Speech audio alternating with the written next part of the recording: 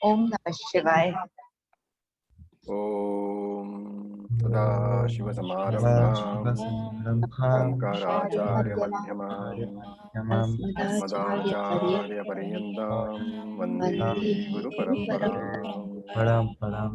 Om Sahanavatu Sahana Bhunaktu Saha Viyam Karvavai Tejasvinavaditamastu Ma Vidvishavai. Om Shanti Shanti Shanti. So we are entering the second valli today, Dvitiya valli. So Tanmay, could you just chant out the first, say, 5 mantras?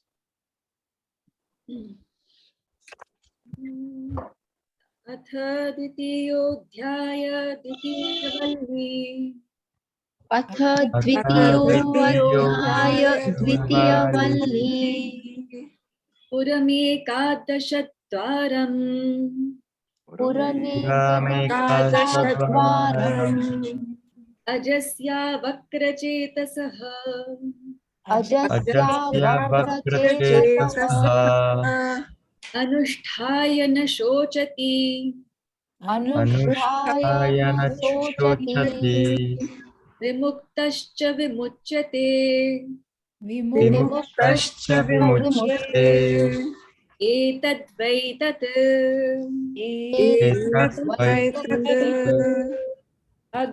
शुचिषद्वसुरन्तरिक्षसत्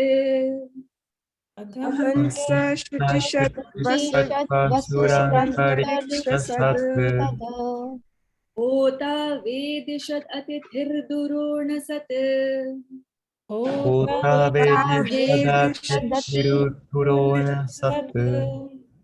नृषद् वरसद् ऋतसद्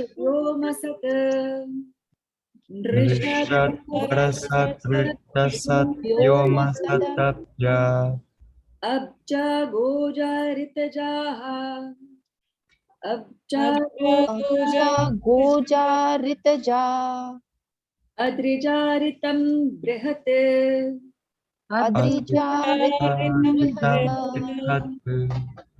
ऊर्ध्वं प्राणमुन्नयति ऊर्ध्वं प्राणमुन्नयति अपानं प्रत्यगस्यति अपानं प्रत्यगस्यति मध्ये वामनमासीनं मध्ये वामनमासीनं विश्वे देवा उपासते विश्वे देवा उपासते अस्य विस्रंसमानस्य अस्य विश्रमसमानस्य शरीरस्थस्य देहिनः शरीरस्थस्य देहिनः देहाद्विमुच्यमानस्य देहाद्विमुच्यमानस्य किमत्र परिशिष्यते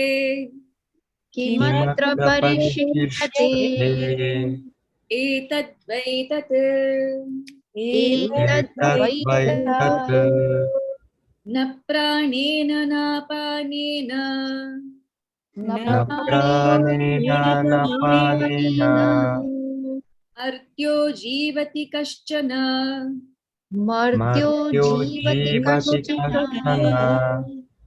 इतरेण तु जीवन्ति इतरेण तु जीवन्ति यस्मिन्नेतावुपाश्रितौ यस्मिन्नेतावुपाश्रितौ. Thank you, Tanmay. Thank you, Acharya. Okay, so let us look at this valli in totality. The valli contains 3 topics.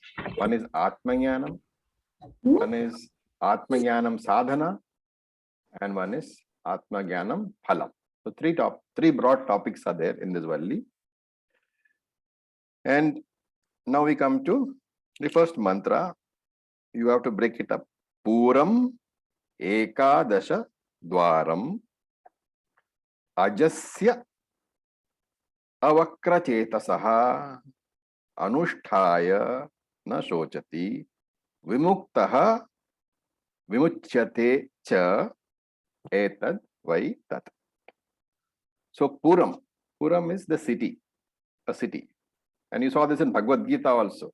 Navadvare, right? There is a Puri there also. So the Puram here means a city. And in Bhagavad Gita, we saw Navadvare. Here he says Ekadasha Dwaram. Ekadasha means 11. So the city with 11 gates, Ajasya, belongs to Ajaha, the one who is birthless, the Atma. And what is the nature of the Atma? Avakra Chetasaha.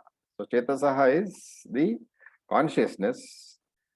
Vakra means crooked basically, but here you have to understand it as differentiated. So avakra means non-differentiated consciousness. Consciousness which is not subject to any change. So vakra is, if you take it as being crooked, then crooked is a change. So avakra is not subject to any change. So avakra chetasaha, that consciousness which is unchangeable, undifferentiated consciousness. What should you do? Anusthaya. Meditate on this consciousness. And having meditated on this consciousness, na shochati, one does not grieve, because vimuktaha, he is liberated while living. So vimuktaha here means jivan mukti. And vimuchyate cha. So there are two vimuktahas. The first one is jivan mukti. Vimuchyate is videha mukti. So etad vaitat. This indeed is that. Okay. Now what is this? Let us try to understand. He says this Puri, the city which is the human body, has got Ekadasha Dwaram. It has got 11 gates. And we don't see the meaning of this anywhere. So we have to look at Shankara's commentary. So Shankara gives, in his commentary, he says that there are the seven gates in the head itself to the external world. Why they are called gates? Because they are openings to the external world. The external world enters you through these 7 gates. And these are 2 eyes, 2 ears, 2 nostrils. That's 6. Eyes, ears, and nostrils, counting as 2 each, become 6. And 1 mouth. So that is 7 of them are in the head. Then there are 2 gateways below, one for removal of solid waste, the anus, and one for removal of liquid waste. Okay, there's 2 of them. Then there are 2 more. So how many have we did? 7 plus 2 is 9. And there are still 2 more to go. 2 more are there. These are gateways which are used rarely or used only once. The first is the navel, the nabhi. That is the gateway. When is it used? When you are in the womb. When you are an infant in the womb, a baby in the womb of the mother, the nabhi is used for what purpose? You receive food through the umbilical cord. So that is one use of the nabhi. That's the 10th one. And the 11th gateway is the Brahmaranda, the invisible opening where the nadi opens out in the middle of the skull. Which nadi opens out? The Shushmana nadi opens out in the middle of the skull. And that opening of the Sushmana nadi in the skull is called Brahmaranda. Do you remember what is the utility of the Brahmaranda in the human body? If you remember Bhagavad Gita. At the time of death, to let the consciousness to be expelled. I want a more specific answer. That is too general. What does Bhagavad Gita say about it?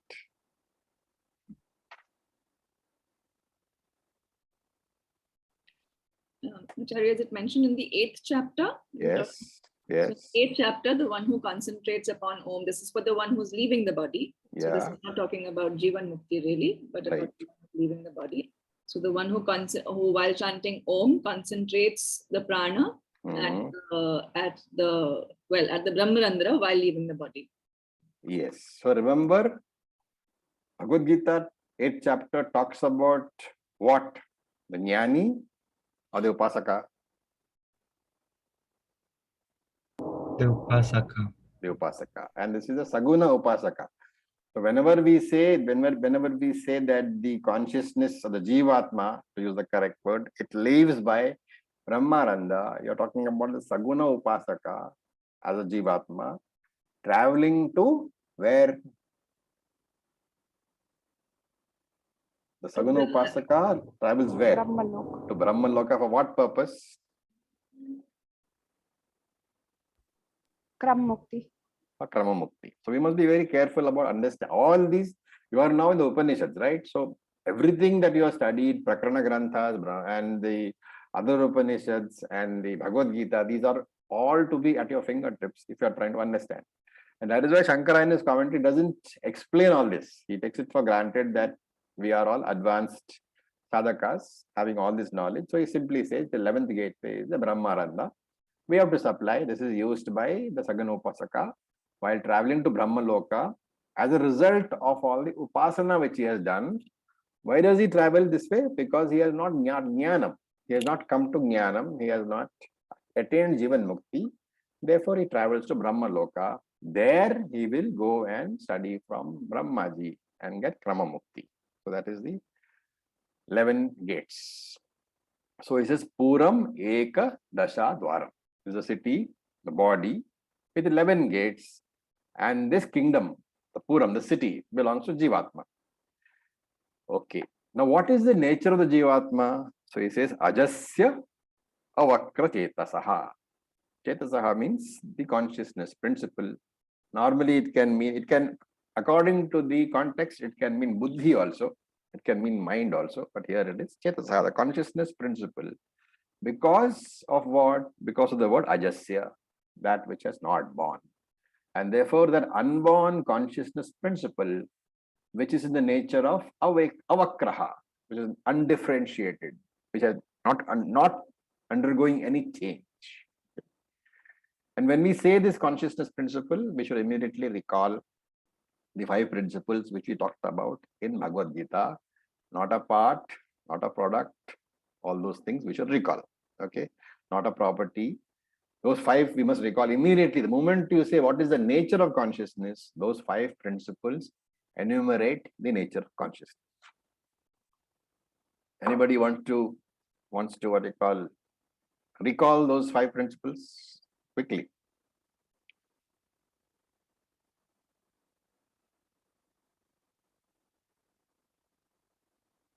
Come on. What are the 5 principles? Oh, Acharya? Yes, Spadana. Not a part product of the Atma, it's Part, product, and property. property. Okay. It is Of what?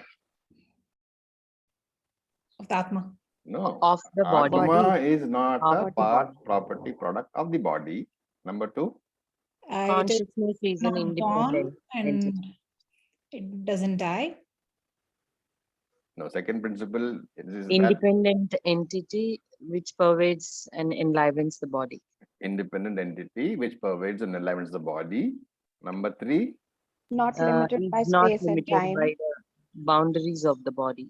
not limited by either the spatial boundary of the body or by the time-wise boundary of the body, but the temporal body of the boundary of the body. Number 4, Survives even after the fall of the body. survives when the body is gone. And the last, number 5, and the most important one, Consciousness cannot interact with the world because the body's medium is not available. the surviving consciousness cannot be recognized because the medium of interaction with the world is gone.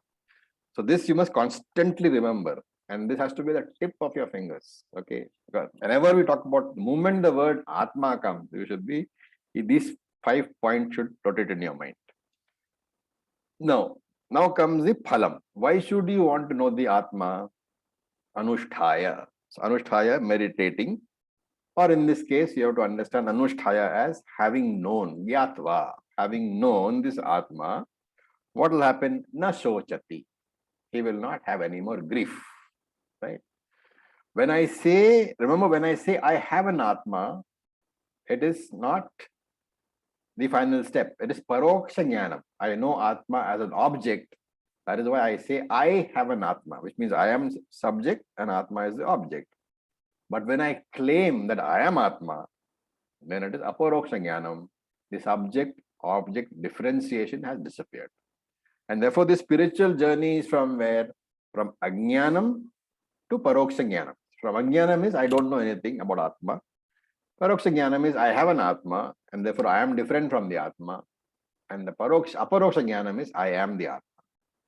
That is the journey. Ajnanam to paroksha jnanam to aparoksha jnanam. Right?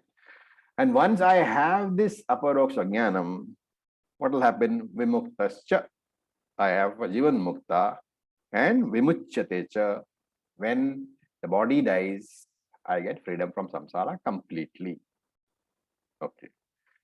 Now the next mantra, which as you must have noticed is a bit of a jawbreaker. So we will just chant it all over again. At least I will try to tell you what it means. You have to look at the last two words. Brihad Ritam. What does Ritam mean? We have used the word many times before, Ritam.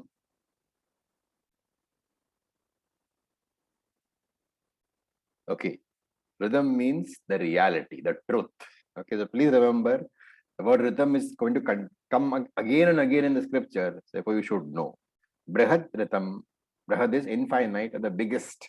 Brihad Ritam, the ultimate reality, the infinite reality, which is what? Brahman only.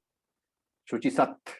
So that first word you are breaking up Shuchi Sat, then Antariksha Sat, Vasu Sat, that way. Okay, each one. I will tell you each one as we do. So Shuchi Sat. Sat here means Sat has to be taken in the context of is there. So Sat here is not Satchitananda. You can take it as exists there or is there. So Shuchi Sat, this infinite reality dwells. Shuchi here means heavens, in the Akasha, in the heavens.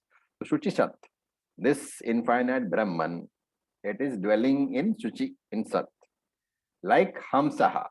So Hagamsaha is the Vedic pronunciation. If you when you're chanting, when you're not chanting it, then the special character becomes a normal Anuswara. So Hamsaha, like the sun. Okay. It also means swan, but here it is taken as sun. Then Antariksha Sat dwells in the intermediary space. Like what? Like Vasuhu. Vasu is the wind. Then Vedishat dwells on the earth. Like what? Hota. Hota is the fire. Durena Sat dwells in the house. Atithi as a guest. Nirashat dwells in Naras, in people. Varasat dwells in the gods. Ritasat dwells in all the sacrifices. Vyomasat dwells in space. Abja. Abja means born from the waters or born in the waters. Gojaha, born on the earth. Ritajaha is one of the instruments or accessories used in rituals. Adrijaha originates from the mountains. Okay, so let us look a little more carefully at these things. Shuchi Sat means dwells in heaven. Shuchi is the upper regions of the sky. Hamsa. So as when Tanmay read, you saw that as Hagamsa. It means the sun normally, but contextually here you have to take it as Surya. And Hamsa normally means swan, the bird. But here you take it as Surya. And where is this Surya found? Antarikshitam. Dwells in the intermediary regions of space. Dwells as what? Vasuhu, as the wind. Then Vedishat dwells on the earth as what? As the Agni Tattvam. Normally the word Hota is what? What does the word Hota mean in any ritual? We discussed this in Mundaka Upanishad. You should remember. Who is Hota? The one who is performing the ritual. The one who is performing the ritual. Priest. So you again and again repeat, unless you are familiar with all the terms used, you are going to find it difficult. So you have to revise regularly. This is not like Bhagavad Gita, one chapter is fine, second chapter is fine. You must revise all the Upanishads again and again and again. As long as you are doing Upanishads, Tattva Bodha, Bhagavad Gita, and the Upanishads already done, you must be familiar with the words. So Hota here is, normal meaning of Hota is Pujari, the one who does the priest. But here Hota has a special meaning, which is fire, Agni Tattvam, right? Again, we would not know this, but for Shankara Bhashyam, Shankara takes the extended meaning of Agni. Then Durena Sata. So Durena Sata is, Shankara gives the meaning of dwells in the house, stays in the house. In fact, he gives two meanings. First is Atitihi, guest. Okay. Now here he gives a very extended meaning. He says Atithi is equal to Soma. Soma ras extracted from Soma plant. Okay, that Soma plant ras, this juice, is called Soma ras. And during a ritual, that Soma ras is kept in a special vessel. No, when you extract the ras from the Soma plant, that is basically an offering to the Lord, to the fire god, right? So before offering to the fire god, the extracted ras is kept in a special vessel, and it is from that vessel that it is offered to Agni Devata. That vessel is called Durena. So literal meaning of Durena is basically house. And so Shankara says this Durena here is equal to Kalash. Kalash is a water pot or a pot. And therefore the Somaras is kept in that water pot. So Soma San Durena Sidati iti Durena Sata. This Atma, it is existing as the Somaras in this Kalash called Durena. Therefore, Atma is called Durena Sat. That which exists in the Durena is Durena Sat. That's the name of Atma over here. That is one meaning that Shankara gives. And alternatively, he says Brahmano Atiti Rupena. That can also be taken. Second meaning is that a Brahmin in the form of a guest, not Brahman. Okay, the caste Brahmin in the form of a guest is also one meaning for this. So two meanings given: the Somaras in the pot and the Brahmin as a guest. Two meanings are given over here. We have to take both. Then Nrishat. Nrishat means existing in Naras, existing in people. Atma exists in all the people also. Varasat. Vara is gods. Sat existing in the gods. Then Ritusat, the rhythm. Again, we look at Shankaracharya for the meaning. The rhythm here is, Shankara says, there are two meanings you can take. One is Satyam and one is Yajnaha. So Satyam here means Vyavaharika Satyam. The very Vyavaharika Satyam, the very relative world itself, as what? As the very existence principle. So one meaning of Ratasat is that this Atma exists in the world as the very existence principle. And another one is Yajnaha. Yajnaha here is the Devata worship during the Yajna. Either meaning can be taken. And he says Tasmin Saditi. Atma resides in this manner, in these principles. Then Vyomasat. Vyomasat is the next one. Atma resides in space. Now we have already mentioned two things which reside in space. What are they?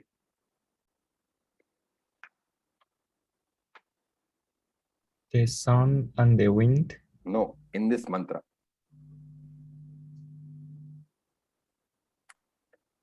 No general replies. All replies from the mantra only. One of your replies is correct, yes, but what are the others?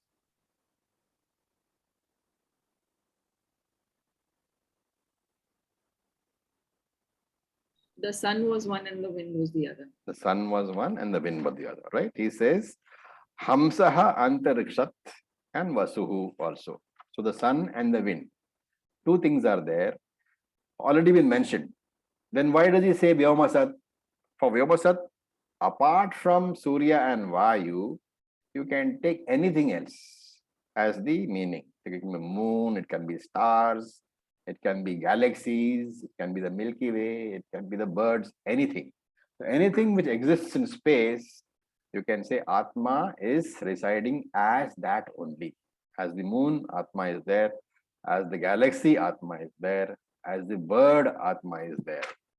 And in this mantra especially, you will have to keep in mind the word Sat, the suffix Sat, at the end of each of the descriptions simply means present in, existing in. Okay, that Sat here means that. Then the next one is Abja. So Abja means born in the waters. Goja, born on the earth. Ritaja, born as all the tools, the accessories used in Homa and all the rituals. And Adrija originates from the mountains. What originates from the mountains? Rivers. The rivers. So here Adrija means that river which is originating from a mountain. And Brihad means Brahman, and rhythm is highest truth.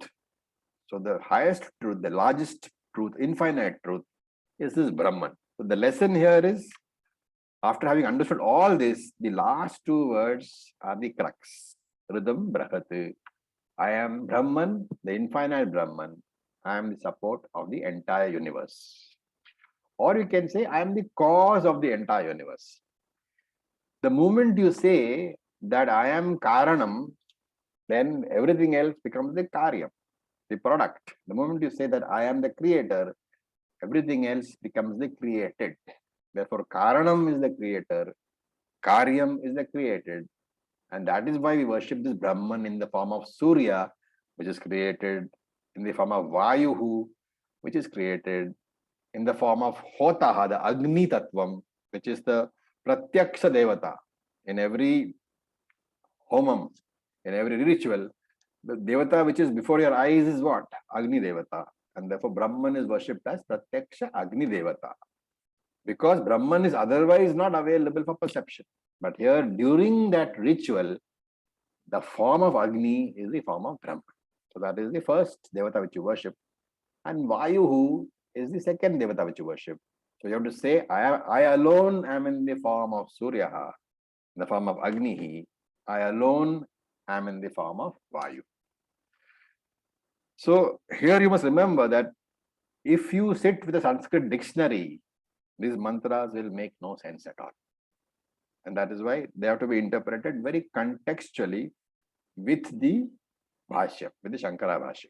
Without that, it will be a lot of confusion when you read such mantras. It's one of those obscure mantras where we understand simply because Shankaracharya is saving us. What is the final message of this mantra? Sarvam Brahma Mayam Jagat. Everything that exists is Brahman alone. And that Brahman, I am. Therefore, the answer is what? I alone am Sarvam. I am Sarvam. I am everything. This I am everything bhavaha, attitude of I am everything. Why am I everything? Because Shruti says Sarvam Brahma Mayam Jagat. Everything in this universe is nothing but Brahman alone. It is in the form of Brahman only. And that Brahman Shruti tells you is yourself. Therefore, my understanding is I alone am everything. This Sarvatma Bhava is called the Sarvatma Bhava, that I am everything. That Sarvatma Bhava alone is called Purnatvam. That Purnatvam has another name, Mokshaha. So Jivatma is Paramatma, Paramatma is Sarvam, and that is why I am Sarvam. And here Rhythm Brahad means Brahman as the infinite Satyam. This Brahman is or can be called the creator, the Jagat Karanam, because of the universe. And even while calling this Brahman as Jagat Karanam, I must understand that the universe does not exist separate from Brahman. So the Karyam does not exist separate from Karanam. Therefore, whenever I say universe, I must know that universe is nothing other than Brahman. there is only a nama rupa. There is only a name and form. But the very existence of the universe is borrowed from Brahman. And therefore, when you say isness of any object, the existence principle of any object, the existence of any object, that existence belongs to Brahman alone. Because Brahman lends existence to every object. And therefore, any object in this world exists because of me. I alone lend existence and consciousness to every object in this world. Now, if you look at the derivation, the word sat can be derived in two ways. One is sidati iti sat. Sidati means that which is present.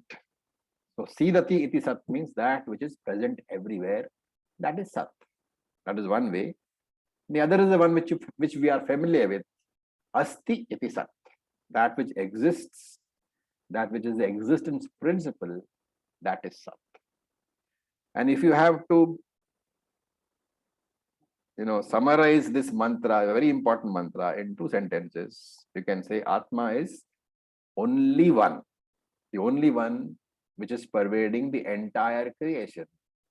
And you can say that there is no difference in any different Atmas. So, Shankaracharya says in his commentary, Na Atma Bheda eti mantrarthaha. He says there is no difference, there is no Atma Bahutvam. Because a lot of people say that there are different Atmas. So here, there is no difference in any Atma. Whatever name you call it, ultimately there is only one Atma. So he says, Na Atma Bheda iti mantra artha. The meaning of the mantra is that there is only one Atma, there can be no different Atmas. And that Atma is the one which is pervading the entire creation. So, Eka Atma Sarvavyapi Jagat is the one which pervades the entire creation. This is the gist of the mantra. Very, very important mantra. A bit unwieldy to chant, but it requires practice to chant it. Okay. Now we look at the third mantra. And here we look at the words. So, Unnayati. Urdhvam Pranam Unnayati. So, Unnayati means pulls up. And the subject is not given here. So, we have to add subject Atma. Atma Pranam Urdhvam Unnayati. The Atma pulls the prana upwards. And Atma Apanam Pritak Asyati. The Atma, it sends the Apana downwards. And therefore, Vishve Devaha. So here Vishve Devaha is a name for, technical name for all the Indriyas, the sense organs. Vishve Devaha, all the sense organs, what do? Upasate, they worship. Who? Vamanam. Vamanam is this adorable Atma they worship. And Asinam, this Atma resides where? Madhye, in the middle of the body, in the heart. So Atma draws the prana upwards and sends the apana downwards. All the sense organs, they worship this adorable Atma who resides in the heart of the body. That is the meaning of this mantra. Let's look at the words in more detail. So mantra basically saying that Brahman is present everywhere. And because of that, Brahman is present in the body also, in our bodies also, in the mind also. And that Brahman is available as what? As Atma. Okay. Now the question might come up. How do I know, or what is the proof that Atma is within me? So if somebody asks you that, you should ask somebody, what is the proof that there is electricity in the hall? If somebody asks you, what is the proof that electricity is there in the hall? What is the answer? The instruments are all functioning, like the fan, the bulb, everything is manifested and The showing. electrical appliances will be functioning. Therefore, because the electric appliances are functioning, you will do a anumanam saying that there must be some power which makes all this function. And in the hall, that power is called electricity. Right. So in this case, what happens? There is a Sthula Shariram, there is Sukshma Shariram.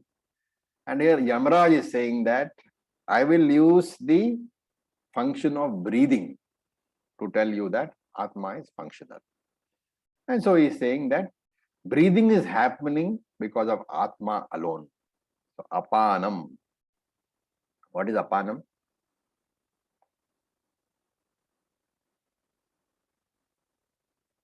What is the meaning of apana? Apana. The wind that moves downwards. It is that aspect of pranavayu which works for excretion of things from the body, elimination of things from the body. My question is simple. Apanam moves which way? Apana vayu moves which way? Down. Upward. Downwards. June said it moves Downward. downwards. Anybody has got contrary opinions? I think as per Bhagavad Gita, What is the interpretation which we saw in Bhagavad Gita? Apan moves opposite- up and opposite. prana is downward. Remember, prana goes downwards. Your interpretation is Yoga Shastra interpretation, which Vedanta does not accept. Mhm. Why does prana go downwards? When you breathe in, inhalation, what happens? the breath goes down towards the lungs. Okay. And what is that? It gives us the prana inhalation. No, it's the opposite. Prana goes Acharya, downward. may I say something? Yes, Anmai, go ahead. So prana is just as with everything else, prana also is seen at various levels. One is at the level of the physical body, one is at the level of the sukshma shariram, etc., etc. With the physical body, with the sthula shariram, it is associated with the in-breath and the out-breath. But at a sukshma level, within the sukshma shariram, it is associated with the working of the indriyas and many, many such more things. And there it is not a physical upward, downward, but it is a sukshma upward and a sukshma downward. And out there, I don't know about the Vedantic explanation. I'm just talking about another explanation. Out there, it is that apanam, its nature is that it eliminates, and therefore it is a downward movement. And prana, it sublimates, it takes upwards towards the towards the highest chakra, and therefore it is upwards. And again, like I said, this is not the Vedantic explanation perhaps, but So when we see Vedanta Sara, you will come across specific definitions. Okay. So urdhvam gacchati pranaha, adho gachanti apanaha. Anyway, what does it mean? Prana is that which is going upwards. Apana is that which is going downward. You just said it. Apana has a downward movement because it has to get rid of the excreta, right? So what has a downward movement, inhalation or exhalation? Inhalation. Inhalation. Inhalation has a downward movement. And therefore, what is prana? Exhalation. Apana has the downward movement, prana has the upward movement. Urdhvam gacchati pranaha. And therefore, remember that Vedantically, exhalation is pranaha, inhalation is apana, which is directly opposite to what people understand from Yoga Shastra. Okay. Remember, Yoga Shastra has never said anywhere that prana goes downwards. It is an interpretation only. While Vedantic Shastra will tell you, especially when you see Vedanta Sara and texts like that, it will tell you that prana is that which is expelled. Apana is that which goes downwards. Prana is that which goes upwards. So that you must remember always. In the context of Vedanta, apana is what? Inhalation. Prana is exhalation. And the logic is pretty simple. Apana moves downwards. That vayu which is responsible for removing waste from your body is apana. Okay. So here apana is, of course, it's a side topic. It's not really discussed here, but anyway, you should know what these two mean. And then you say, what does he say? Where are we? Okay, pranam urdhvam unneti pranam urdhvam. That prana is pulled outwards. It's called prana. Who does it? The Atma. Because of the Atma only, exhalation is possible. Urdhvam pranam unnayati. The impure air, it is brought upwards from the lung and thrown out. Who is responsible for this? Atma alone. Okay. That is, and the other one you have to understand, the air which goes downwards is apana. Who is responsible for that? It is Atma alone. Now, another point which I want to make here is, we have seen this elsewhere. The word prana in Shastram, especially in the Upanishad, the word prana has two meanings. One is, of course, pancha prana. What is the other?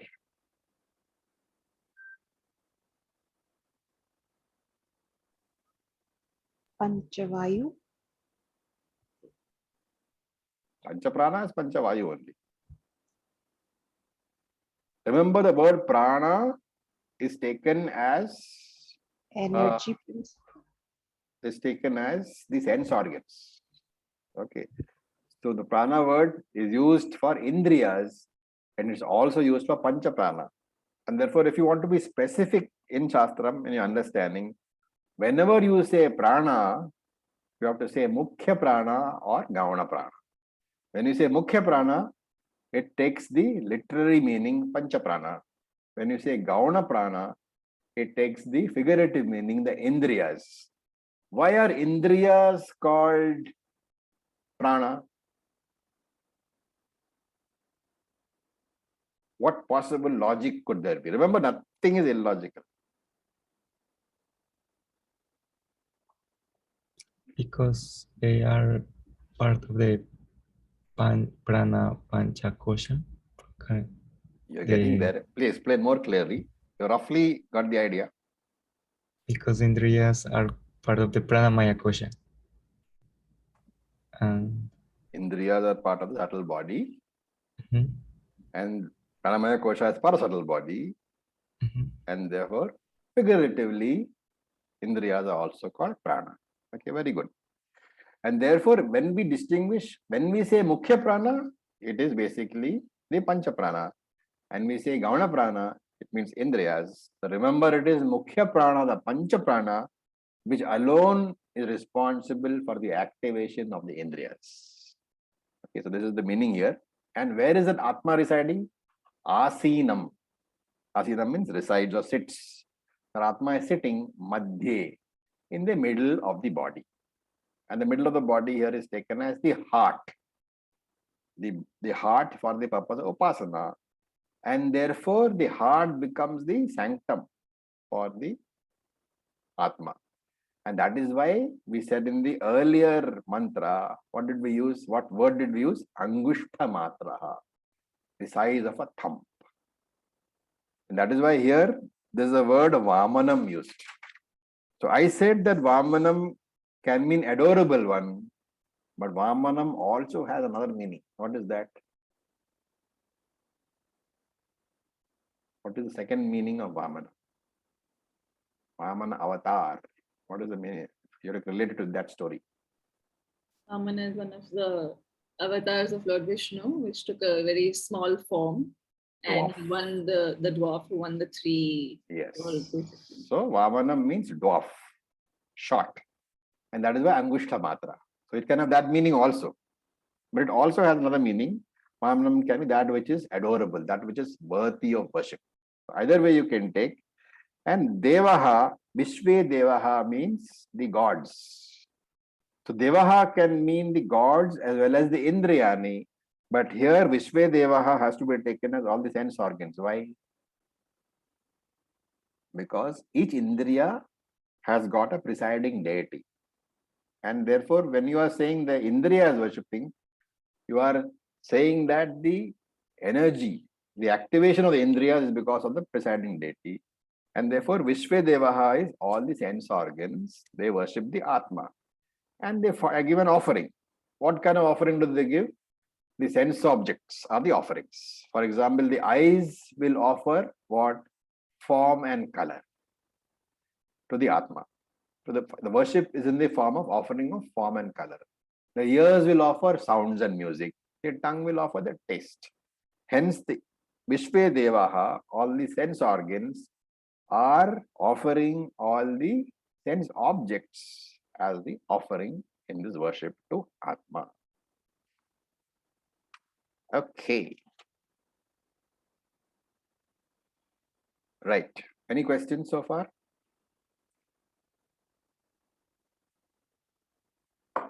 Om Acharya, the purpose of saying that the Atma is very small, thumb-like and seated in the center is only for the purpose of Upasana. Only Because for the it is- purpose of Upasana. Because it is minuter than the atom, and since it's all pervasive, so anyways it is spread out everywhere. So You only for can't the say purpose it of is Upasana. minor than the atom.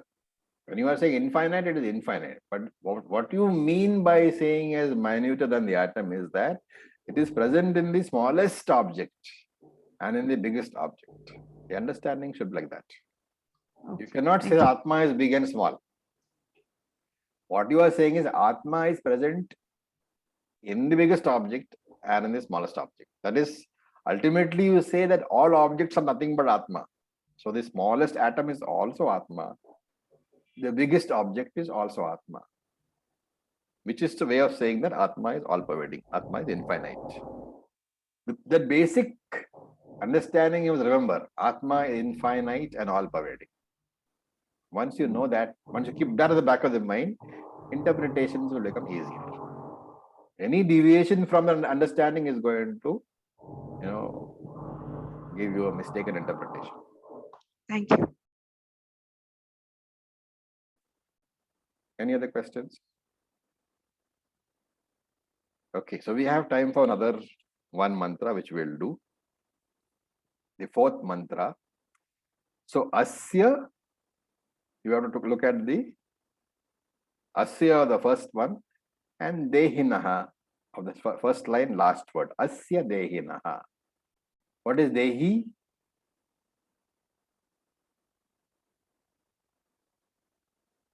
What is Dehi?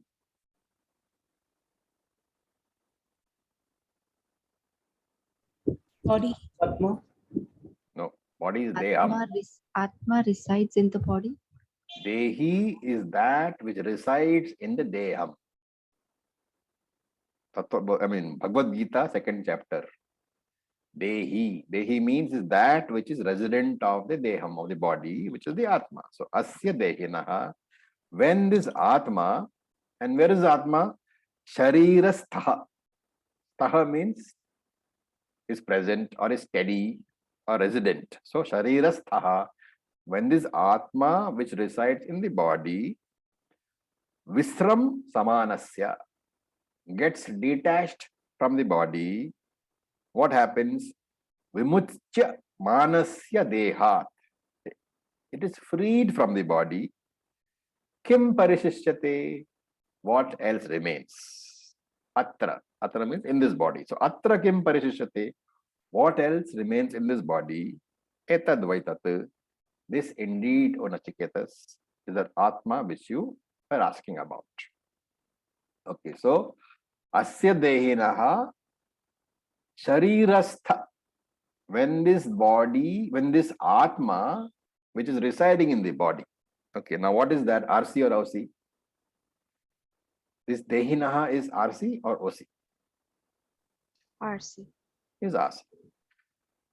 And that Dehinaha, Visramanasya, Visram Samanasya, it leaves the body. When this RC leaves the body, what happens? Vimuchyamanasya Deha. It is free from the body, right? So he's talking about what? What is this event which he's talking about? Death. Death of the physical body. So Okay. when this RC, which is resident in the physical body, when it is detached from the body, when it leaves the body, he says, Atra kim parishishyate. Okay, now this is not a question, it is what we call a rhetorical question. The question containing the answer. Atra kim parishishyate. What indeed remains in the body? Nothing. Why? Why does it say nothing remains?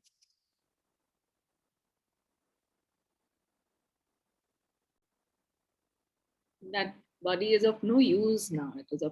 It doesn't serve any purpose as such. Not only that, when that dead body remains outside, what happens over a period of time? Starts to smell and decay. It decays, it disintegrates. Naturally, it will disintegrate and mix with the elements. Therefore, nothing really remains when that RC leaves. And Shankara comments very specifically here. It means that when the RC leaves the body, the power of the body to function has been taken away, has been destroyed. And that RC, etadvaitatu, this indeed is that. Krishna has borrowed all these ideas and presented where? Which chapter? Do you remember?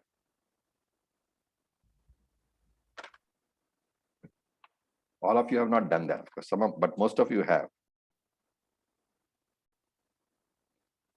All these ideas which you're talking about, Krishna has presented. Where?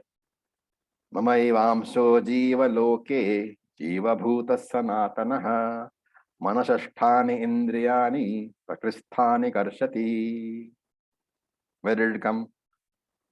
Utkramantam sitam vapi punjanam va gunanvitam.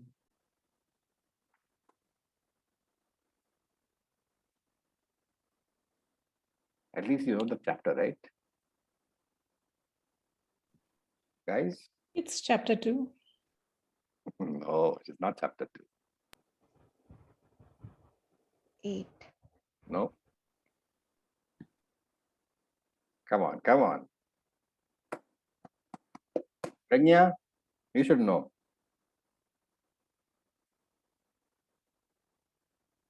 Pragya, keep a strategic silence. I don't remember, sir. It's chapter 15. Yes. All this is presented in chapter 15. Krishna has borrowed all these things. And what he's saying is that if you are experiencing the functioning of the fan and the functioning of the bulb, you would be a very foolish person to question the presence of electricity. And if you are therefore experiencing all the actions of the body and still you question, then there's a word for it. It's called vimudaha, visheshena mudaha, a special form of being a fool. So as long as the body has the blessings of the Atma, the body is alive.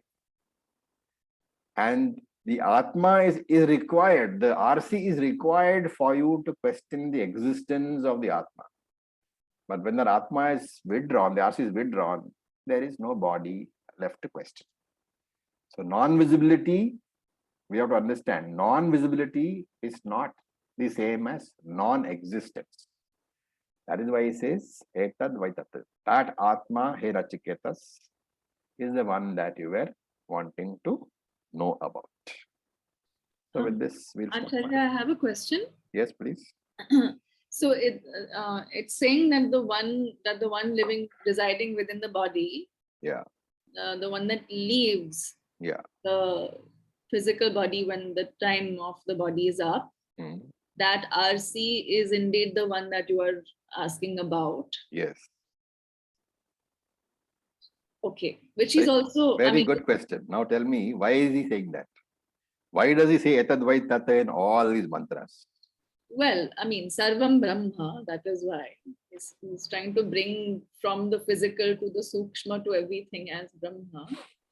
So he is saying that there is something which you can imagine, that is the RC, because it is tangible, but not tangible in that sense. At least you can know that it is the RC which lives, because you are the RC. The RC has the mind, so RC can think and talk and all that when it has a physical body. It is that RC which lives. But that RC consists of 3 items. What is that? The Pranamaya, the Manomaya, the Vijnanamaya. Yeah, so RM, it consists of the RM. It consists of the reflected consciousness. So RM, RC, and pervading both these is the original consciousness. So that original consciousness which pervades the RC and the RM in Nachiketas, that is the Atma that you are talking about, that you are asking about. That is So what it's he not, means. so it's not talking about the Sukshma Shariram itself. No, he is talking about what is the very basis, substratum for both. Which is not very clear out here. That is why he needs Shankaracharya. Yes, because he would not be saying RC otherwise. RC basically is Ahankara. Yes. Yes. He is not asking about Ahankara. Which has already been, kind of, I mean, Nachiketa has already got that. He's already got that. He's already got that, exactly. That is why you have to take it as substratum of both, which is OC here, Nachiketas. That is the Atma that you are talking about. Thank you, Acharya. Okay, so with this we'll stop. Any questions?